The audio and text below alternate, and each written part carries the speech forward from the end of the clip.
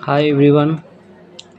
तो आज हम लोग पढ़ेंगे कि 1.1 में चौथा क्वेश्चन यूक्लिड विभाजन प्रमेय का प्रयोग करके दर्शाइए कि किसी धनात्मक पूर्णांक का वर्ग किसी पूर्णांक 3m+1 के रूप में होता है। ये संकेत में मतलब हिंट टाइप का दिया हुआ है, ठीक है, जिसका इस्तेमाल हम लोग करके इसको सॉल्व करेंगे। हालांकि यहाँ तक सॉल्व कर लें। a=bq प्लस आर, बी जहाँ दिया हुआ है 3, a=3q प्लस आर लिख लिए। आर हमको 0 से लेकर देखना है, यानी पूर्णांक संख्या 0 और 1 दोनों होता है, इसलिए 0 से स्टार्ट होता है। 0 से हम लोग शुरू करेंगे। r=0, a=3q plus are.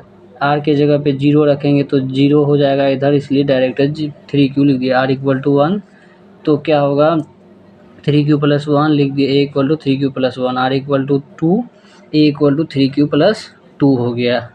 आप नेक्स्ट स्टेप में क्या करेंगे, इसलिए a कितना मान आया है, a गया 3q या 3q प्लस 1 या 3q प्लस 2। तो हम लोग क्या करेंगे, दोनों तरफ वर्ग करेंगे, दोनों तरफ वर्ग करने पर, ठीक है, तो हो जाएगा a²। अब 1 बाई 1 लेंगे। फर्स्ट में लेंगे 3q का स्क्वायर, 3q² यानी इसको ऐसे लिख सकते हैं, ठीक है, a² एक लाइन 9q²। अब फिर उसी तरह सेकेंड में लेंगे a² = 3q प्लस 1 का स्क्वायर, a² = 9q² प्लस 2 नहीं बल्कि 6q होगा प्लस 1, यानी a प्लस बी का होल स्क्वायर आप अगर जानते हैं तो होता है a² plus b² plus 2ab। 2 already दिया हुआ है, 3 को 2 से मल्टीप्लाई 6q हो जाएगा, ठीक है। हाँ, तो अब अगला देखेंगे कि a² = होता है 3q प्लस 2 का स्क्वायर। तो इसको देखेंगे 9q² प्लस 4 प्लस कितना होगा 2ab, 3 3 दूना 6 दूना 12। अगर बेसिक आपको नॉलेज हो तो, नहीं तो तोड़ करके दिखाई। इसमें a² हो गया, इसका स्क्वायर करें, b² यानी इसका स्क्वायर करें 4, 2ab, 2a की जगह है 3, 3 दूना 6, b की जगह भी 2 है, 6 दूना 12, q हो जाएगा यार 23 लिखा, 12q। अब हम लोग क्या करेंगे, इसका काम फिनिश हो गया। अब देखिए a² = ये वाला काम फिनिश हो गया। तो 9q² जो आया था, हम इसको क्या लिख सकते, 3 × 3q² लिख सकते हैं। लेट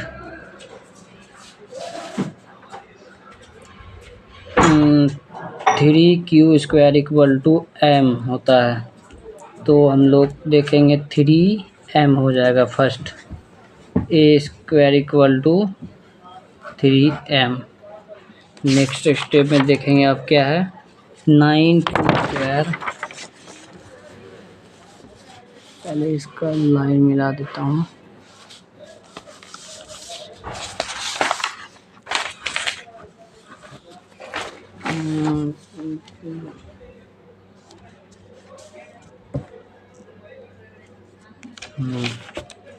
फर्स्ट क्या है, 9q² प्लस 6q प्लस 1 है ना,